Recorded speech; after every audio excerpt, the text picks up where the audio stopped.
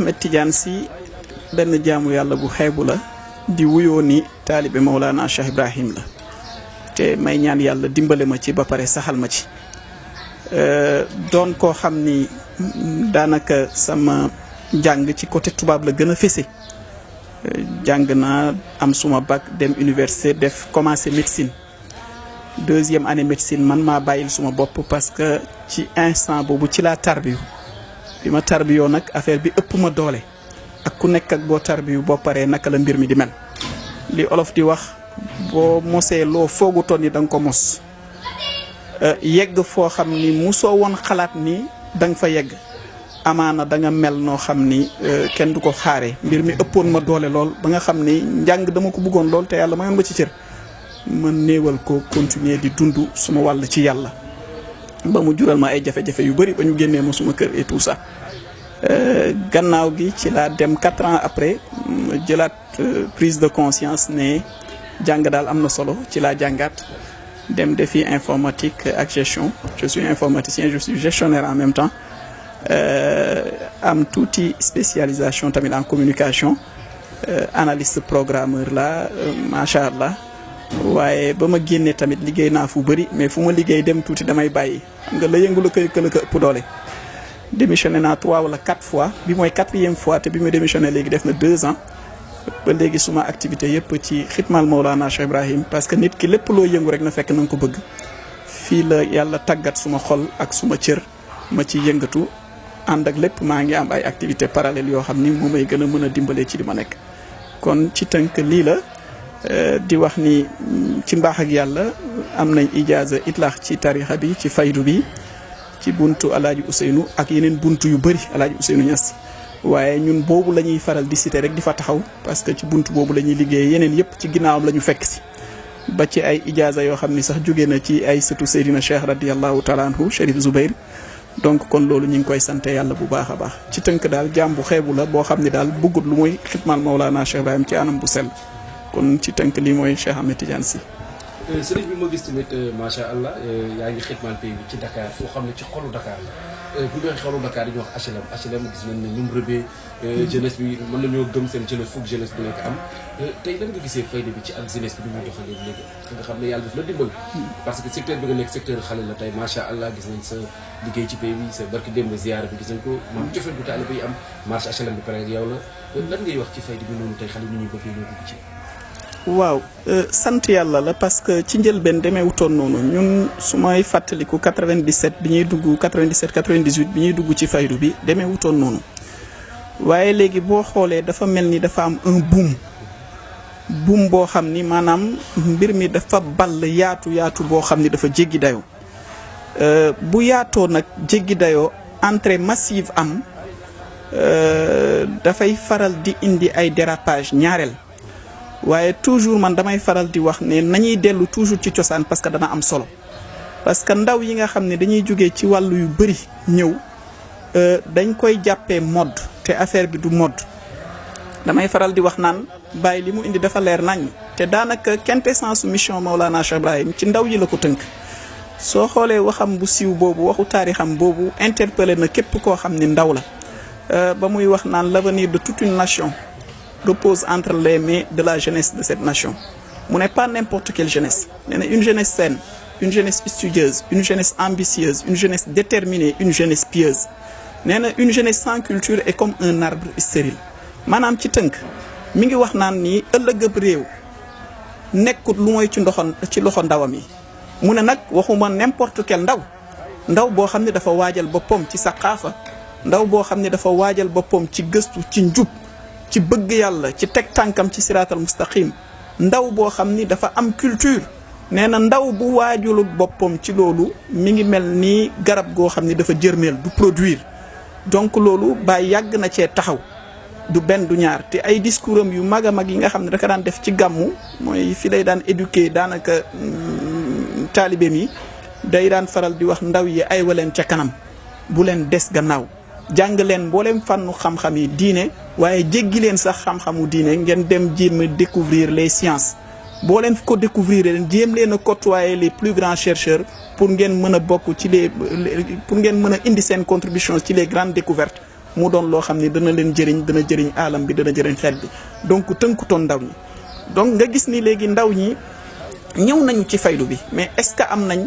information yi nga xam ni noonu la mën a demee da ngay gis ndaw boo xam ne da doon góorgóorlu ci njàngam daanaka day dugg ci faydu rek def laisser-aller est-ce que am na accompagnement bi mu war a àndal. ngay gis koo xam ne doon na jéem a góorgóorlu ci wàllu koom mais bu ñëwee rek day daal di tënku ne daal mbir mi daal wér de laag yu demee noonu alors que Maulana Cheikh Ibrahim waxut loolu te dafay sukkandiku moom toujours ci li nga xam ni moom la alquran jàngale. waaw wax alquran wax na mu ne nii nit ñi ay mbindaafoon lañ naam dañoo soxla lekk dañoo soxla naan bakken bu lekkut naanu dee rek moo ciy topp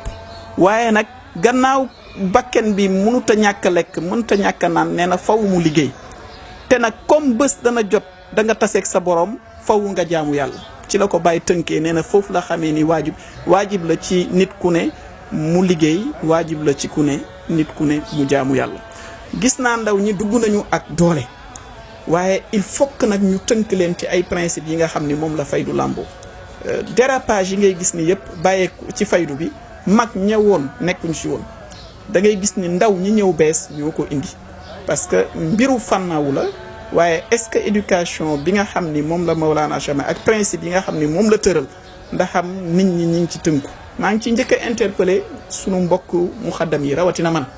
pour ñu gën a taxaw si ay tànk yu ferme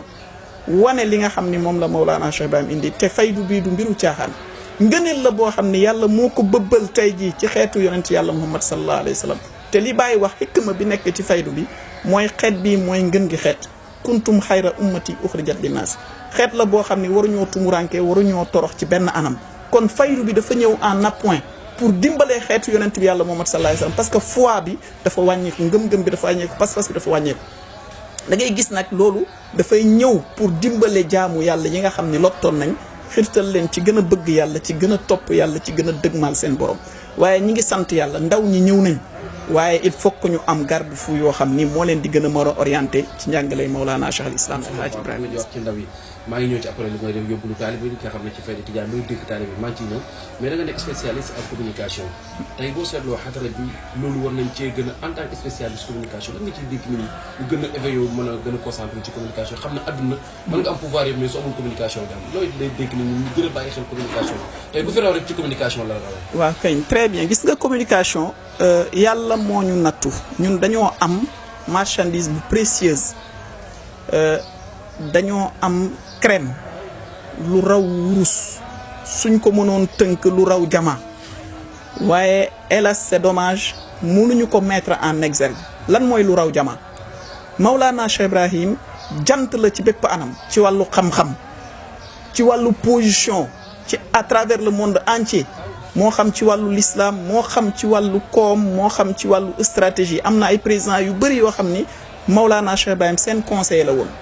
ba ci wàllu àdduna sax ni àdduna bi di tëralee bàyyi da ci daan jël ay position yu catégorique ba ci bombe le monde sans bombe atomique gis ngeen position Maulana Cheikh Ibrahim bi ñuy waaj a maanaam toxal maqaama Ibrahim gis ngeen position Maulana Cheikh Ibrahim bi Jean Lefebvre defee benn communiqué di ci jam jullit ñi gis ngeen position Maulana Cheikh al Islam El Hadj Ibrahima Niass bi nga xamee ni ñi nga xam ni mooy les colonisateurs ñi ngi fi woon di indi ay théories yoo xam ni pour endormir la jeunesse di leen indil ay film di leen indil ay magazine di leen indil ay journaux di leen révélo di leen wan le matérialisme Maulana Cheikh Ibrahim dafa taxaw ak position ne non non lii ça ne fait qu'endormir les gens di indi ay doctrines yoo xam ni à n'en plus finir moo xam léninisme marxisme yooyu yëpp ba am na benn abyaat bu mu ci sadd naan fama Napoléonun aw Léninun wa markasun bi mu xan ilayhi anta qabala kitabun min allahi jalilun jalaluhu xadimun wa baaxi la yaqaafu zawala nee na lii di théorie Lénine avec son livre rouge wala boog lii di théorie Karl Marx lii di théorie Napoléon nee na yooyu yëpp ci xel la fasu te bés a ngi ñëw dana na sax te ba mu ko doon wax lu naqaree dégg la woon parce que suñu jeunesse bi yëpp koo ci gis mu ne man léniniste la koo ci gis mu ne la marxiste la koo ci gis mu ne man bii courant la appartenir ñu gëm ko lool doon habillé wu comme noonu doon amee comportement yu demee noonu mais xamal na leen ni teewaru yonent yàlla Muhammad sallallahu alayhi wa sallam rek moo fiy des te moom mooy sax parce que loolu ci wax yu la te yonent bi sallallahu alayhi wa sallam wa maa yantiqu anil hawaa in huwa illaa wahyun yuuhaa nga gis ni yooyu yëpp dafa taxaw def ci ay position mais dafa mel ni relève bi ñun assumé wuñ ko mais nag ñun am nañ ci pàcc te dañ ci war a jéego te yaakaar naa ci tànk yooyu ngeen nekk te communication du support yi rek du rajo yi du télé bi rek Facebook baa ngi fii le monde a évolué Twitter a ngi fii le monde a évolué ay Facebook ak yu demee noonu mais communication yu am ci support médiatique am na waaye am na communication boo xam ni comportementale la ci gis nga te boobu li tubaab di wax ce que la personne est parle beaucoup plus fort que ce qu'elle dit être am na loo xam ni ci comportement la sama sëriñ moo mel nii moo am position yu demee nii jarul sax bavarde yu bëri yow fexeel taxawaay boobu danañ xam ni sa sëriñ dëgg-dëgg kenn la parce que nit ki la mu nàmp rek loolu lay gal nañ ko am ci comportement ci ëdëb waaye dafa jàngale loolu nañ ko am ci civilisation nañ ko am ci xam-xam di taxaw di marqué suñuy empreinte ci yu demee noonu nañ ko am ci fés parce que su fekkee ni mbir dafay xew ñi war a wax bu ñu wax mais ñeneen ñi nga xam ni ñoo warta wax bu boobaa da ngay dem ba mujj gi ñoom nga yaakaar ni ñoom ñoo am dëgg te ñoom ñoo fi nekk le professeur émérite professeur Barham Diop danaan faral di wax dëgg gu ñu organisé wut fen bu ñu organisé dana dem ba not ko te man yaakaar naa ni force bi tey jii mi ngi ci ñun soo xoolee bu ñu xoolee statistique nationale yi lii dugg ci faydu Mawlana Cheikh Ibrahim kenn xamut nu mu toll moom mooy tarixa boo xam ni la mu am ci adepte ak na ca gars yi di duggee dafa jéggi dayoo moo dépassé mbooloo ñëpp lépp am nañ ko am nañ ay communicateurs am nañ ay intellectuels émérites mais ba léegi synergie bi nga xam ni moom la ñu war a am dynamique de groupe bi ñu war a am organisation bi ñu war a am pour jëmmal loolu jëriñ ci jaamu yàlla yi ba léegi amuñu ko nit ñaa ngi nekk ci caaxaan organiser ko maquiller ko di ko fesal ba ñu yaakaar ni loolu mooy dëgg te fekk yow mii toog ci dëgg ba léegi mënoo koo jël kii ci buntu boobu laa leen di féliciter di leen ci encourager di ñaan lii yàlla na dem ba doon télé boo xam ne multinational lay doon parce que njëriñ rek a fiy génn taar rek a fiy génn leer rek a fiy génn Mawlana Cheikh Ibrahim entre guillemets produit la boo xam ni adduna bi moo ko soxla ci njub ci bëgg lu baax ci jëmmal lu sell ci njàngale yonent bi sallallahu alayhi wa sallam produit la boo xam ni macha allah adduna bi yëpp ko soxla fi nekk nii xoolal li nga xam ni moo nekk diggante Palestine mbiru Palestine position yam ci doon taxaw ak nam ci doon jéegoo ak bennoo bi nga xam ni jullit yi war nañ ko bennoo ak unité africaine xoolal nam ci taxawee yooyu yëpp man dama jàpp ni ñun am nañ force bi am nañ maturité bi il faut qu'on s'organise ba taxawal loolu taalibe yi tamit ñu wane melokaan bi nga xam ne dafay digne pour wan ni c'est des fervents disciples de Mawlana Cheikh Ibrahim Baye amut lu tilim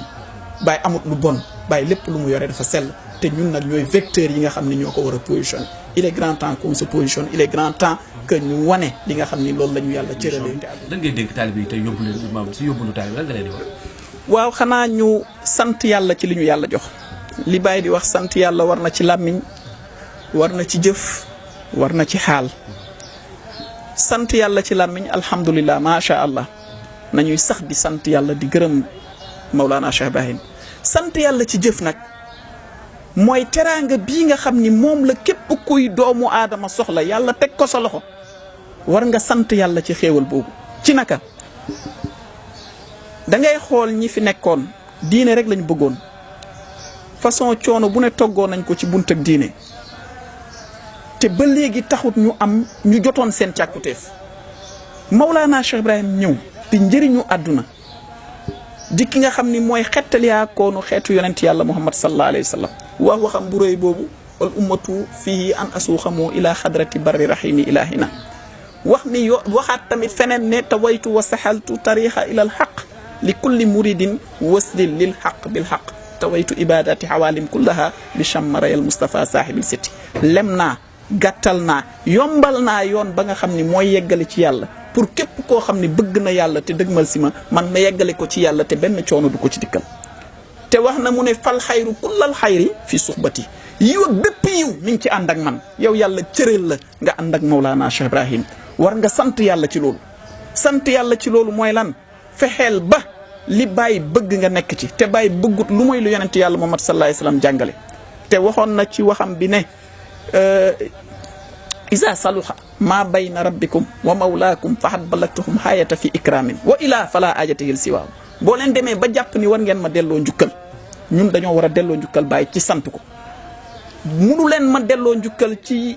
addiya yi ngeen may jox wala bayal tool yi ngeen may defal waaye naka ngeen ma mën a delloo njukkal kon xam nga am na solo mu ne fexe leen ba seen digganteeg seen borom yéwén ñun nañu fexe ba suñu digganteeg suñu borom yéwén ci wax ci jëf ci yëngatu ak ci dal loolu mooy ndamal Mawlana Cheikh Ibrahim te loolu moo taxoon a jug Mawlana Cheikh Ibrahim dafa ne aw jadani xaqan li jabril kasri fa inna nii wakiilu sirri sirri dama ñëw ngir dañ damm yi kon fexeel ba yow taalibe bi buñ la dégg mukk ci lu ñaaw buñ la gis mukk ci lu ñaaw ci lépp luñ la dégg na doon yiw na doon ndamal Mawlana Cheikh Ibrahim ci lépp luñ la gis ci jëf na doon yiw na doon ndamal Mawlana Cheikh Ibrahim te li ko tax a jug mooy na gaa yi yeewu xam-xam nañu sàkku xam-xam gannaaw bi ñu sàkkoo xam-xam nag nañ ko jëfee xam-xam dara la mais boo ko jëfee wut moom ak ñu la yem te taalibi Mawlana Cheikh war na sàkku xam-xam war na jëfee xam-xam boobu parce que Mawlana Cheikh Ibrahim li ko soxaloon moom mooy yee nit ñi jëriñ leen ci yàlla te nee na ki gën ci mindaafoon yi moom mooy ki nga xam ni gannaaw bi nga xamee ni def na li nga xam ni moom moo war digganteeg ma boromam mu yëngatu ci loo xam ni dina jëriñ jaamu yàlla yi yàlla nañu yàlla xirtal ci loolu yi moo doonoon kaddu yi ma dalika la bi yas alhamdulillahi rabbil alamin kaddu gu mujj nag looy mujjee wax. waa sant yàlla ci seen ñëw bi nga xam ni ñëw ngeen ko fii di leen ñaanal yàlla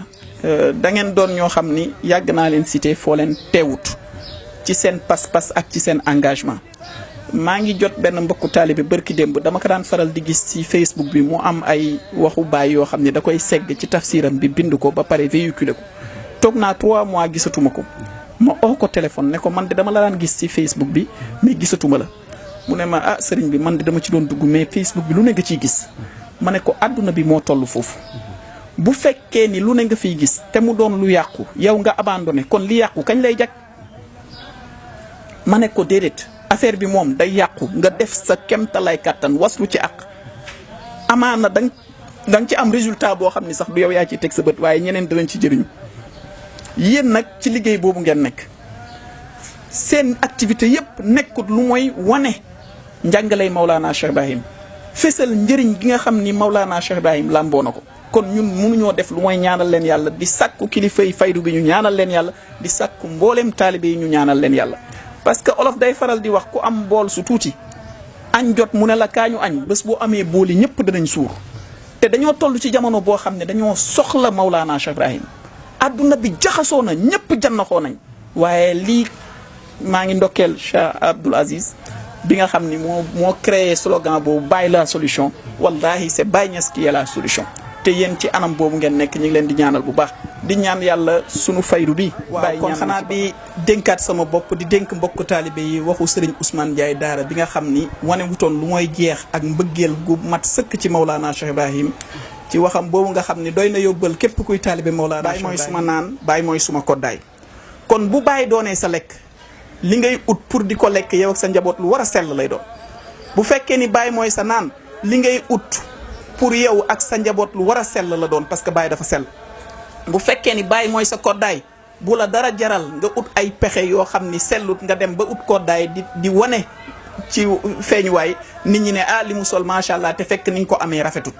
kon loolu nañ ko déggee noonu nee na Baye mooy seddal sama xol nañ leen yëngatu ci lu gërëm loo Maulana Cheikh Ibrahim Baye mooy suma lépp bu nee Baye mooy suma lépp nag Baye wax na ko ana nafsu wal afaax maxra ay taha taraani fa inni kullan min in rabbi maay bakken bi maay gox yi maay lépp loo leen janool ci aalam bi bu fekkee ni Baye bakken yi mooy gox yi mooy lépp luñ janool ci aalam bi waruñoo gis loo xam ni dafa safaanu sax ñu koy ŋàññ nañ ci rafet njort te xam ni yàlla mooy jalaal yàlla mooy jamaal nañu am maandute bu demee ba ne nii Baye mooy suma làmmiñ lépp looy wax rek na sell Baye bu doonee sa làmmiñ Baye dafa sellaloon boppam ci yàlla dem na ba ne nii falhamdulillahi nashatu taaxira maa qultu faxran bal na taxtu shaaxira maa ngi sant yàlla ndaxte dama sosu rek laab te waxuma ko ngir puukare waaye dama koy wax ngir sant yàlla kon Baye dafa laaboon dafa selloon kon lépp loo wax rek na doon lu sell lépp loo wax rek na doon lu laab sa dégg-dégg nag mooy amal njort bu rafet te yonent bi sallallahu alayhi wasallam nee na ñaari jikkoo ngi nii jikko gënu koo fare kaw muy rafet njort ci yàlla rafet njort ci jaamu yàlla yi ñaari jikkoo ngi nii jikko gënu koo faree suuf ñaaw njort ci yàlla ñaaw njort ci jaamu yàlla yi kon nañuy am dégg bu rafet rek kon nag bu nee Baye mooy sama jëmm sa jëmm ji fexeel ba mu sell fexeel ba di sol lu rafet di xeeñ lu neex ba foo nee tëll rek ñu xam ni kii laaxar wa niru nag sëriñam Mawlana Cheikh Ibrahim jëmmi taar la wane woon te dara wanewu ko woon lu mooy miim xaram dell miim dell bi nga xam ni moom la doon ormal muy jëmm yonente yàlla Muhammad sallallahu alayhi wa sallam nee na baay mooy sama xol te baay dafa sell kon sa xol bi fexeel ba sellal ko ci yàlla te li ëpp solo mooy xol bi bu defaroo rek mbooleem cër yi defaru na te yàlla wax na nee na jaam bi du ma dikkeeg alal ju bëri du ma dikkeeg ndomba tànk wala doom yu bëri ba ma gërëm lenn rek la ma mën a dikkee mu gërëm ma gërëm ko moom mooy mu dikkee ma xol bu sell yawma la yanfaqu maalun wala banuuna illa man atalaa bi xalbin salim yàlla nañu yàlla may dégg ak topp wa ma zalika ala bi aziz walhamdulillah.